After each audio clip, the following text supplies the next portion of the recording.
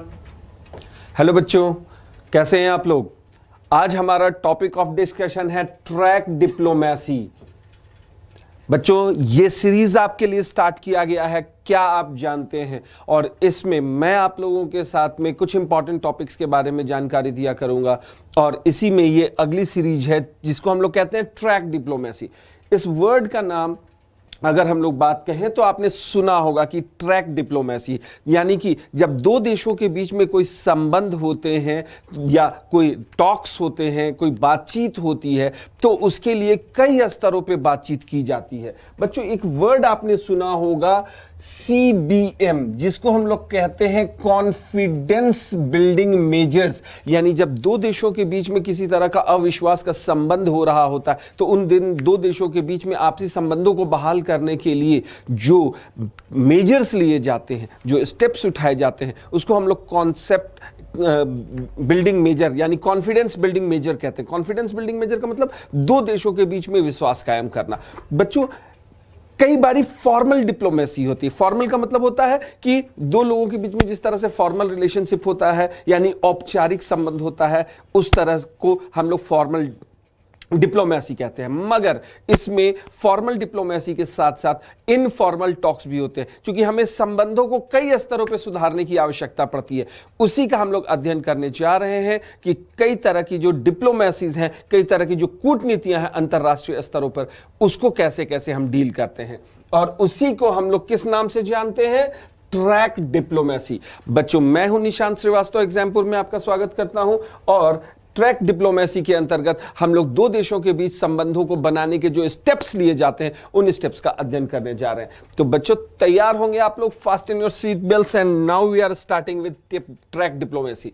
इसमें क्या होता है, बहुत सारे ऐसे तरीके होते हैं जिन तरीकों के माध्यम से दो या अधिक दो देशों के बीच में किसी भी तरह के संबंधों को बहाल किया जाता है।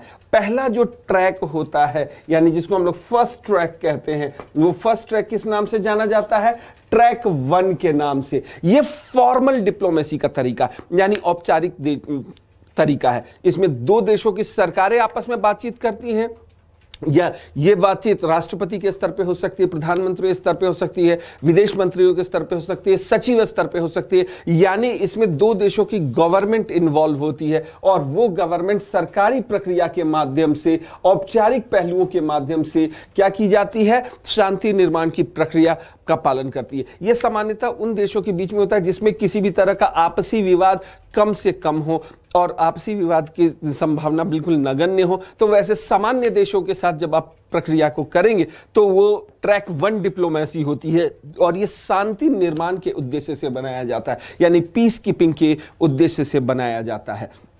उसी तरह से अगर हम लोग बात करते हैं ट्रैक 2 डिप्लोमेसी, तो बच्चों ट्रैक 2 डिप्लोमेसी में क्या होता है, ये एक अनौपचारिक डिप्लोमेसी है। ये एक, अगर हम लोग बोले तो बैकग्राउंड या बैकडोर एंट्री कहते हैं हम लोग इसमें कभी भी जो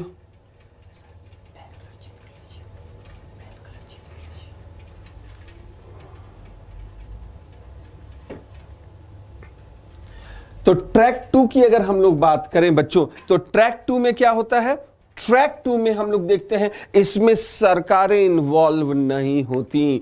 ये गैर सरकारी संगठनों या जो प्रोफेशनल्स होते हैं वो, या कई बारी क्या होते हैं, जो लोग NGOs होते हैं, या कई जो अगर हम लोग बोले तो जितने भी लोग मान के चलिए कि बहुत ज़्यादा विशेषज्ञ होते हैं, वो लोग समाधान करते हैं, प्रबंधन करते हैं, और इन सारी चीज़ों को, जो संघर्ष है उसको दूर करने का प्रयास करते हैं। ये ट्रैक 2 डिप्लोमेसी होती है।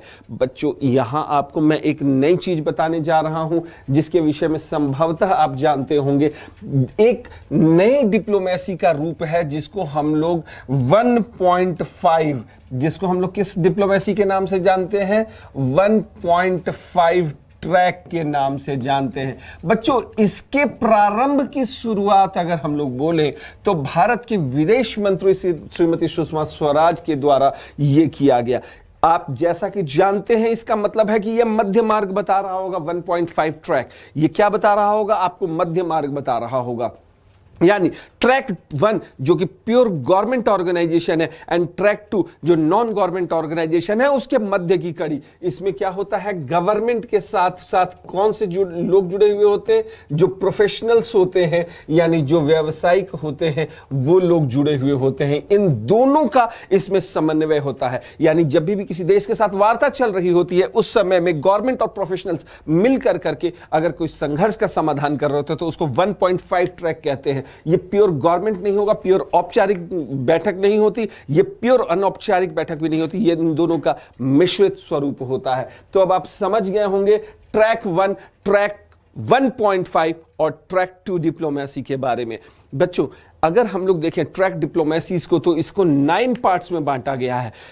बहुत सारे ऐसे स्तर होते हैं जिस स्तरों पे हमें क्या करना पड़ता है, दूसरे देशों के साथ संबंधों को बहाल करने का प्रयास करना पड़ता है। सिर्फ सरकार या गैर सरकारी स्तरों पे ही इसको नहीं किया जा सकता, बल्कि इसके लिए अन्य कई प्रकार भी लिए जाते हैं। उसी के अंतर्गत जो अगला ट्रैक है जिसको हम लोग कहते हैं ट्रैक 3 डिप्लोमेसी। ये डिप्लोमेसी जो ट्रेडिशनल ट्रेड ऑर्गेनाइजेशंस होती हैं, व्यापार वाणिज्य के माध्यम से शांति की स्थापना की जाती है। आज विश्व के ज्यादातर जो देश हैं वो व्यापार इकोनॉमी के बेसिस पे एक दूसरे से जुड़े हुए हैं। उनको एक दूसरे को प्रमोट करने के लिए क्या चीज किया जाता है, व्यापारिक माध्यम से, व्यापार के क्षेत्र से एक दूसरे देशों में विश्वास कायम करने की बात की जाती है और आर्थिक अवसरों और अंतर्राष्ट्रीय मित्रताओं को दिया जाता है। और इसी के अंतर्गत आप देखते होंगे कि कई देश क्या करते हैं, कई ऐसे संगठनों का भाग होते हैं जो क्षेत्रीय शांति स्थापना के साथ साथ जो इकोनॉमिक ट्रेड जोन होते हैं उनको भी बढ़ाने का कार्य करते हैं, उनके भी भाग होते हैं। जैसे भारत की अगर आप बात करते हैं तो SCO का सदस्य बना है भारत, संघाई कॉरपोरेशन ऑर्गेनाइजेशन का। भारत ने बिम्स्टेक की सदस्यता ली। यहां पे जिस तरह से अगर हम लोग बात करें तो ये मुक्त व्यापार के ये लोग परिकल्पना करते हैं और ये कहते हैं कि इस क्षेत्र में अगर शांति स्थापित करनी है तो देशों में आपसी व्यापार को, उन्मुक्त व्यापार को बढ़ाना पड़ेगा। और अगर हम लोग देखते हैं तो इसी में अगर आप देखें तो यूरोपियन यूनियन में अगर आपने देखा होगा तो पूरे यूरोप ने अपने इकोनॉमी को बूम करने के लिए क्या किया, पूरे यूरोप को एक इकोनॉमिक जोन में बदल दिया और यूरोपियन यूनियन की स्थापना की गई। एक कॉमन करेंसी के रूप में यूरो की भी स्थापना की गई। वो क्या है, ट्रैक 3 टाइप की डिप्लोमेसी, जब दो देशों के बीच में व्यापारिक संबंधों को बढ़ाया जाता है और व्यापार संबंध के माध्यम से एक दूसरे के साथ में शांति स्थापित करने की बात की जाती है। और शांति स्थापना के साथ साथ क्या होता है, इन दोनों देशों के संबंधों को प्रगाढ़ करने की बात की जाती है। तो कहा जाता है कि वो ट्रैक 3 डिप्लोमेसी के कार्य कर रहे हैं। और बच्चों ये रियल इंपैक्ट करता है किसी भी देश में। इंपैक्ट करने के लिए जो इकोनॉमी होती है वो बहुत प्रभावी होती है। आपको मालूम ही होगा, अगर किसी के इकोनॉमी को बूस्ट करोगे, किसी की अर्थव्यवस्था को मजबूत करोगे तो वो तुम्हारा मित्र बनेगा। तो उसी उद्देश्य से ट्रैक 3 डिप्लोमेसी अपनाई जाती है। मेरा ख्याल है कि आप लोग ट्रैक 1, ट्रैक 2, ट्रैक 1.5 और ट्रैक 3 डिप्लोमेसी के बारे में समझ गए होंगे, ये कूटनीतिक स्तरों के बारे में। चौथे प्रकार की डिप्लोमेसी है जिसको हम लोग कहते हैं ट्रैक 4 डिप्लोमेसी। बच्चों इसमें क्या होता है, जो नागरिक होते हैं या जो व्यक्तिगत भागीदारी होती है उसके माध्यम से शांति स्थापना होती है। इसमें कई संगठन एक दूसरे देश में जाकर करके अपने कोई अगर हम लोग बोले तो शांति स्थापना के लिए कार्य कर रहे होते हैं। कोई दो देशों के बीच में आपसी संबंधों, सांस्कृतिक कार्यक्रमों के माध्यम से यह कार्य किया जाता है। इसमें अगर हम लोग बात करें तो गैर सरकारी संगठनों का बहुत बड़ा रोल होता है। विशेष हित समूह जिसको हम लोग कहते हैं, हित समूहों का रोल होता है। आप अगर पढ़ रहे होंगे तो आपको मालूम होगा कि हित समूह और प्रभावक समूह क्या होते हैं। उनके माध्यम से क्या किया जाता है, शांति और विकास की गतिविधियों को अपनाया जाता है। और इस माध्यम से एनजीओज का इसमें मेजर रोल होता है। एनजीओज और जितने भी ग्रुप्स हैं, यानी कि ट्रैक 4 में नागरिक और जो नागरिक ऐसे संगठन जिसको हम लोग एनजीओ कहें, स्पेशल हेल्प ग्रुप्स जिसको हम लोग कहते हैं, विशेष हित समूह, उनके रोल से ये काम किया जाता है। यानी कि ट्रैक 4 में जो एनजीओज या इस तरह के जो ऑर्गेनाइजेशंस हैं उनका रोल महत्वपूर्ण होता है इस ट्रैक 4 डिप्लोमेसी में। मेरा ख्याल है कि यहां तक कि ट्रैक 4 डिप्लोमेसी तक आप समझ गए होंगे। तो अगली डिप्लोमेसी का जो है वो है ट्रैक 5। बच्चों आज के दिनों में अनुसंधान, रिसर्च या अगर हम लोग बोले शिक्षा, ये एक दूसरे देशों को जोड़ने का बहुत बड़ा माध्यम है। आप देखते होंगे कि कई जो स्कॉलर्स हैं वो दूसरे देशों में जाकर के पढ़ रहे होते हैं। कई बारी आप अगर देखते हैं तो एक्सचेंज प्रोग्राम चल रहे होते हैं, जिन एक्सचेंज प्रोग्राम के द्वारा क्या किया जाता है, उन एक्सचेंज प्रोग्राम के द्वारा एक दूसरे के जो मेधावी छात्र हैं उन लोगों को बढ़ावा देने के काम किया जाता है। आप अगर देख रहे होंगे तो कई देशों के साथ में भारत ने क्या किया है, इस तरह का एक्सचेंज प्रोग्राम किया है। आपने देखा होगा अफगानिस्तान के साथ एक्सचेंज प्रोग्राम हुआ है, कई छोटे छोटे देशों के साथ में एक्सचेंज प्रोग्राम किया गया है। यहां तक कि अगर हम लोग बोले यूरोप के कई देशों में भारत के मेधावी छात्र या वहां से भारत में आने वाले छात्रों को ये सारी चीजें की गई हैं, जिससे कि क्या होता है, अनुसंधान, प्रशिक्षण और शिक्षा के माध्यम से, सीखने सिखाने के माध्यम से ये ट्रैक डिप्लोमेसी की जाती है। बच्चों, इस डिप्लोमेसी का आधार शिक्षा होता है,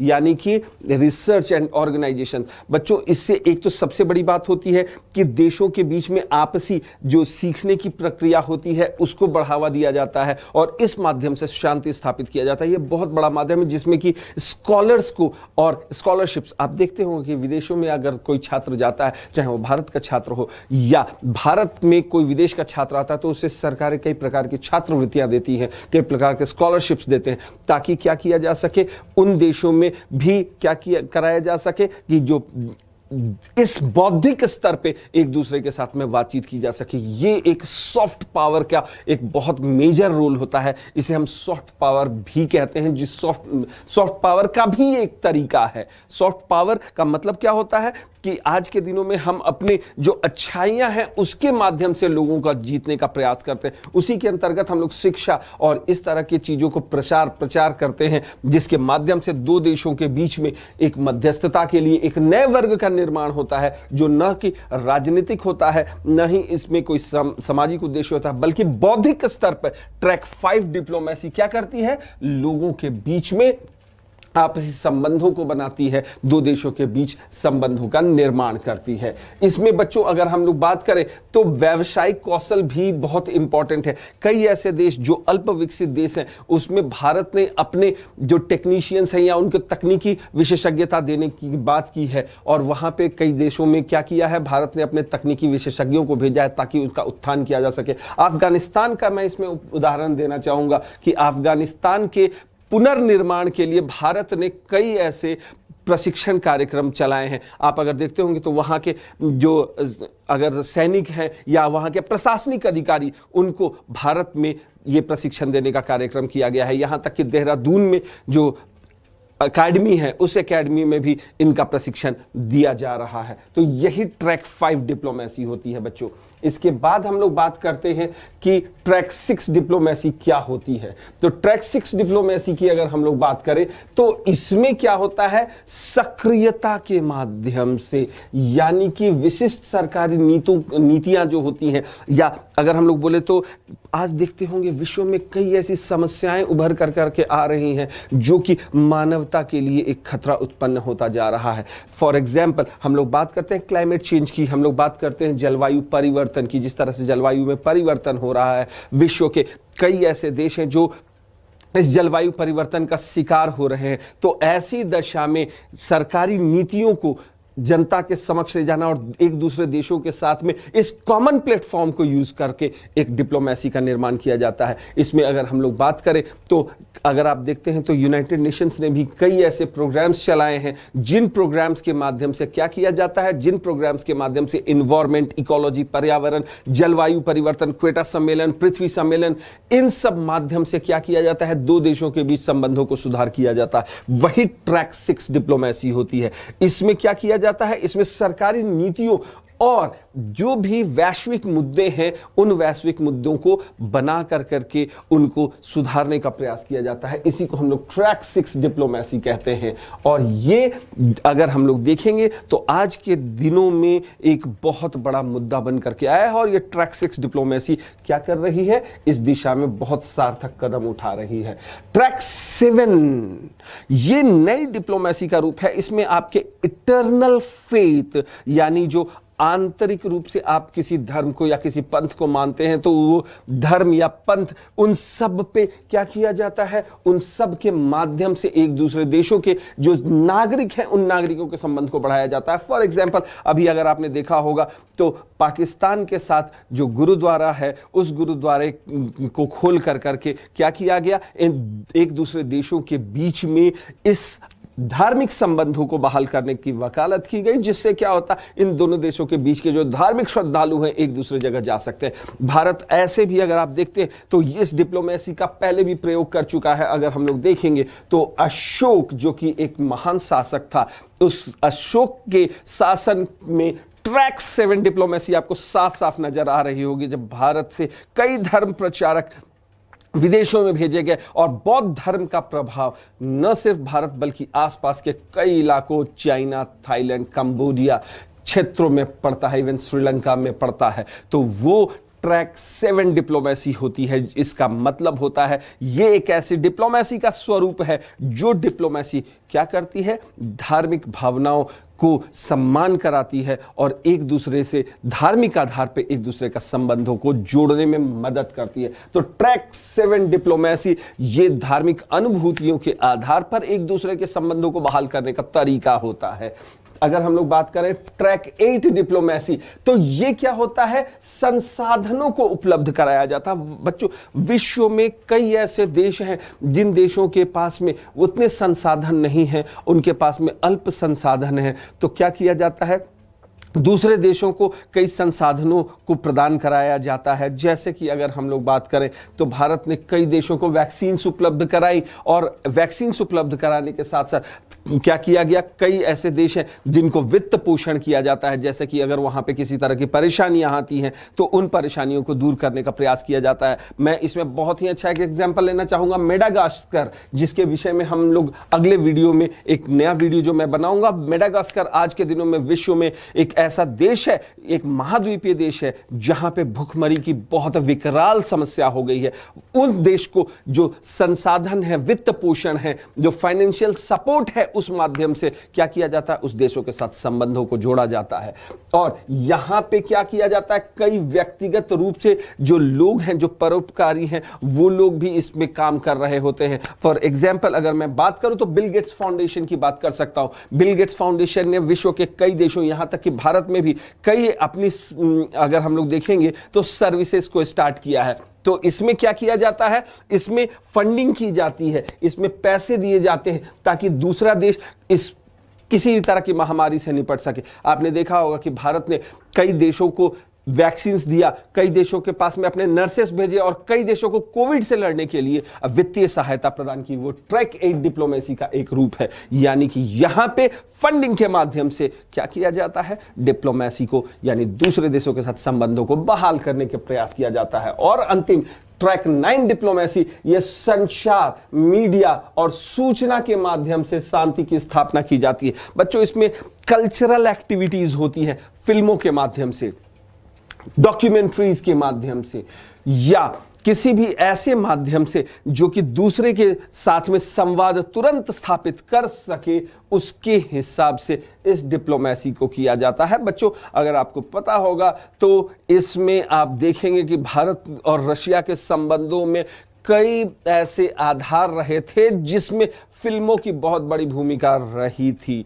अगर आप देखते हैं, चाहे वो मेरा नाम जोकर हो, उसमें भी आप देखते हैं कि इस डिप्लोमेसी का सहारा दिखाया जाता है, जिसमें कि रशिया के कई लोगों के साथ भारतीयों के संबंध फिल्मों के माध्यम से हैं। फिल्मों में अगर आप देखते हैं तो कई देश भारतीय फिल्मों को बहुत ज़्यादा प्रचारित करते हैं और ये एक डिप्लोमेसी का एक स्वरूप होता है, जहां फिल्म, संचार और मीडिया के माध्यम से क्या किया जाता है, एक दूसरे के साथ शांति स्थापित करने की प्रक्रिया को ध्यान दिया जाता है। तो बच्चों, ये था ट्रैक डिप्लोमेसी का स्वरूप, यानी कि जो दो देशों के बीच संबंध होते हैं उनके बहुआयामी, उनके जो मल्टी डायमेंशनल स्वरूप होते हैं, कैसे कैसे हम दो देशों के बीच संबंधों को प्रगाढ़ कर सकते हैं, उसके लिए इन ट्रैक डिप्लोमेसी का प्रभाव होता है। आशा करता हूं कि आपको इस ट्रैक डिप्लोमेसी के बारे में सारी चीजें समझ में आई होगी और शॉर्ट वीडियोस को देखना न भूलें। एग्जाम्पुल के सारे वीडियोस को आप देखें, बहुत सारे शॉर्ट वीडियोस हम लेकर करके आ रहे हैं।